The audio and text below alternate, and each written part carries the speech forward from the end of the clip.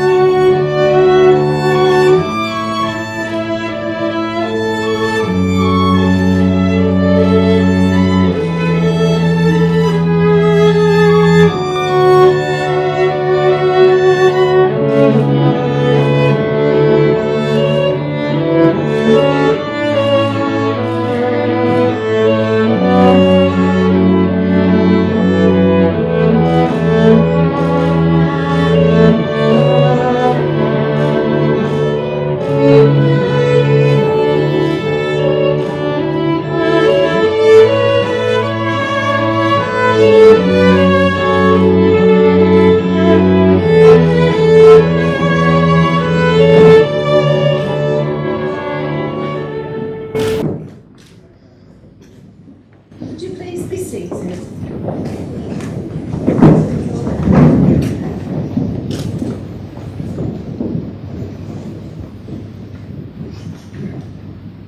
Could you tell me your full name, please? And your full name? Emily Victoria Barry. And has everybody important arrived safely? And you're both quite happy to go ahead? Yeah. On behalf of Andy and Emily, I'd like to welcome you all to their marriage here at the Merchant Adventurers Hall in York. I'm Margaret Jenkins and I'll be conducting the ceremony. To my side is Trish Bell, the registrar, who's recording the marriage in the Civil Register. If I could just briefly outline what's about to happen. Andy and Emily must first declare their freedom to marry each other. They will then exchange rings as a symbol of their marriage, and finally they will enter into the marriage with each other. To start our ceremony this afternoon, Jeremy Meyer is going to read for us.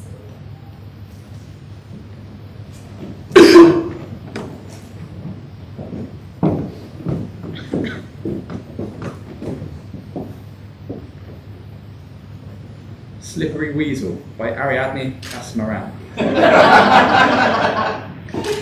Sometime you might ask one another, why do you love me? You'll take turns listing each other's attributes, but you won't be able to come up with any reasons. Really, it's a you're prettier, no you're prettier sort of argument.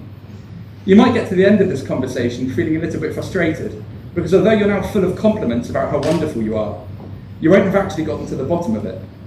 You could try and address the question analytically, and decide that a number of socio-economic factors determined your location in the world, and that your proximity to one another and your relative positions within your social circle led to your inevitable coupling. But the coincidences leading to your meeting and realising your attraction won't get you to the bottom of the question either. Love is a slippery little weasel, isn't it? It can't be listed, it can't be held, it can't be unpacked. It's often mistaken for that simpering wee ogre, the Cupid.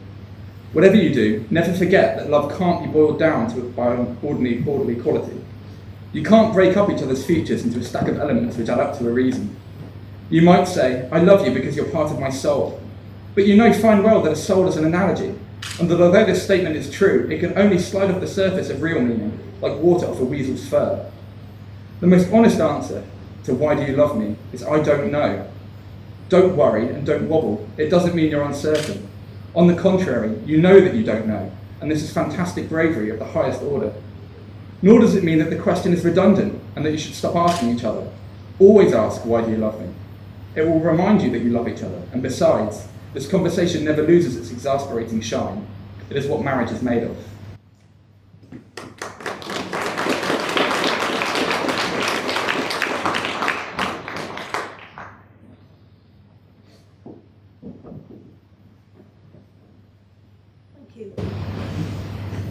This room, in which we are met on this special occasion, has been duly sanctioned according to law for the celebration of marriages.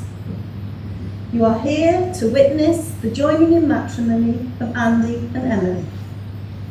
If any person present knows of any lawful impediment to this marriage, he should declare it now.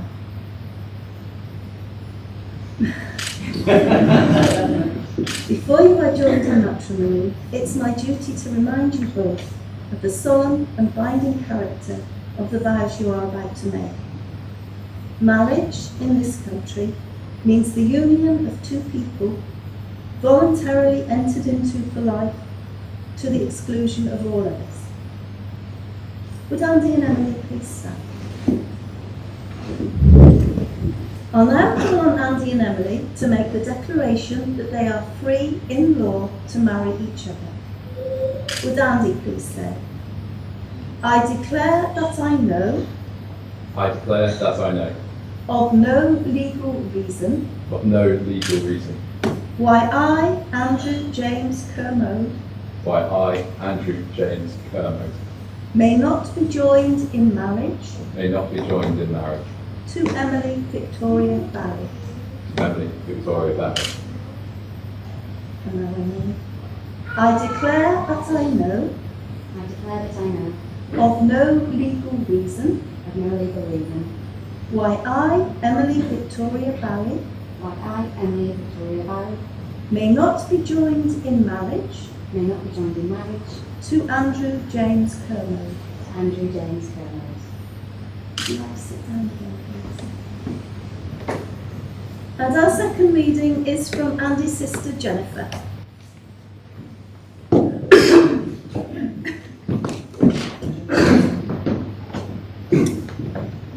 Captain Corelli's Mandolin by Louis de Bernier. Love is a temporary madness. It erupts like volcanoes and then subsides. And when it subsides, you have to make a decision. You have to work out whether your roots are so entwined together that it is inconceivable that you should ever part. Because that is what love is. Love is not breathlessness. It is not excitement. It's not the prolongation of eternal passion. That is just being in love, which any fool can do. Love itself is what is left over when being love has burnt away. And this is both an art and a fortunate accident. Those that truly love have roots that have grown towards each other underground, and when all the pretty blossom have fallen from the branches, they find that they are one tree and not two.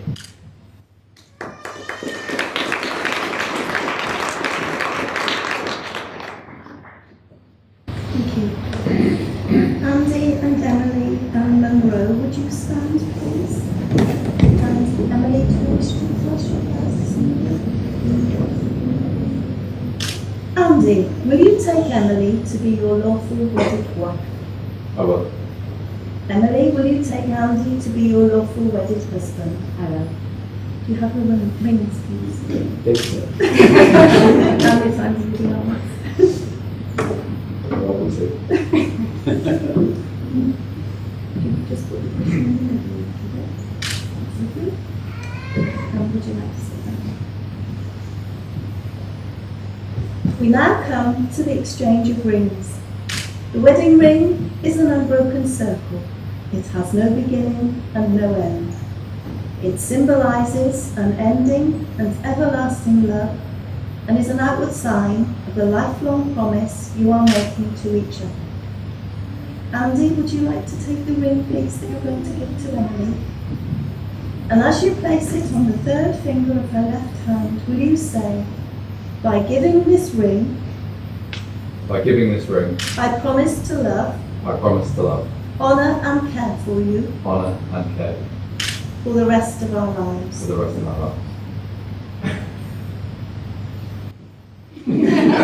And Emily, would you like to take the ring that you're going to give to Andy? And as you place it on his finger, will you say, by giving this ring, By giving this ring, I promise to love, I promise to love, honour and care for you honour and care for you for the rest of our lives. for the rest of our lives.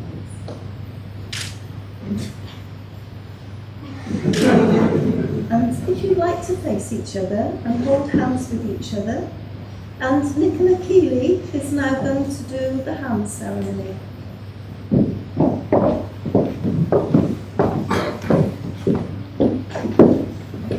The hand ceremony.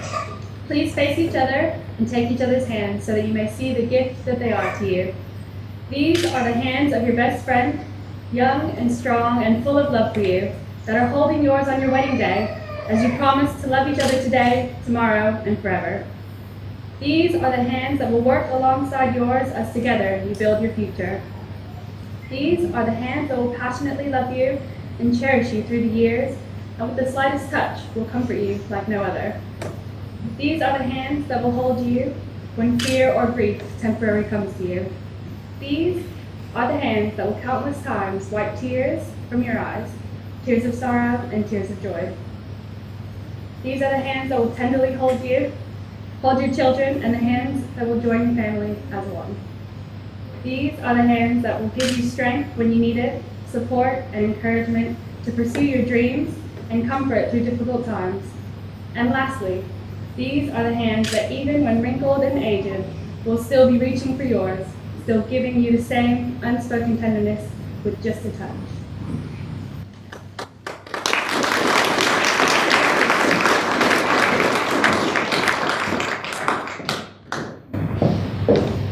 Thank you.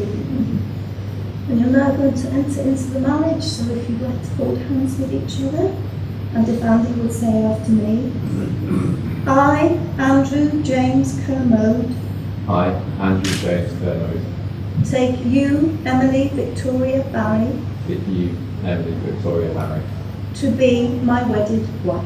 my wedded wife. And Emily. I, Emily Victoria Barry, I, Emily Victoria Barry, take you, Andrew James Kermode, take you, Andrew James Kermode, to be my wedded husband. to be my wedded husband. Andy and Emily, having consented to be joined in matrimony before your family and friends gathered here today, it is with great pleasure that I now declare you to be husband and wife. And would you like to seal your marriage with a kiss?